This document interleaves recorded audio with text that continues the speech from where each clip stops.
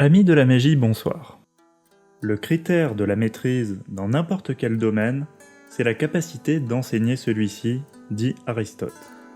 L'apophthegme du stagirite s'applique tout aussi pertinemment en magie qu'ailleurs. Mais que signifie réellement enseigner?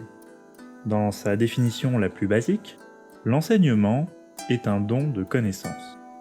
Celui qui sait offre son savoir à celui qui ignore, afin que celui-ci sache à son tour. Mais ce don est aussi un partage, dans la mesure où le maître, au sens du magistère et non à celui du dominus, apprend lui-même de et par son geste d'enseignement. Cet apprentissage magistral consiste à mettre en perspective son propre savoir tout en s'adaptant simultanément à l'élève, à ses capacités et à ses spécificités.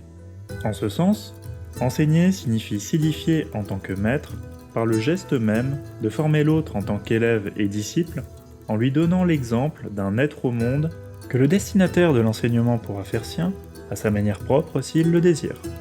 Ce schéma, qui constitue la forme traditionnelle de l'enseignement, est cependant insuffisant pour rendre compte de l'essence ultime de la pédagogie, laquelle est, proprement, l'œuvre du magistère. À ce niveau du cheminement de la pensée, la question « qu'est-ce qu'enseigner » devient celle-ci. Qu'est-ce qu'être un maître?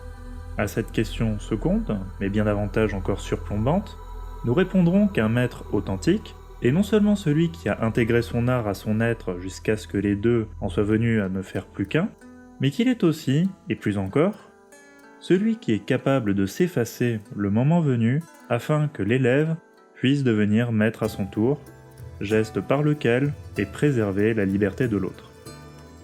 Ainsi envisagé, l'enseignement est un auto-sacrifice, que l'on pourrait tout aussi bien nommer un méta-sacrifice, lequel consiste à s'échanger contre plus grand que soi-même, pour reprendre la formule d'Antoine de Saint-Exupéry dans Citadelle, c'est-à-dire dépasser son ego pour l'amour du vrai et par respect pour son disciple.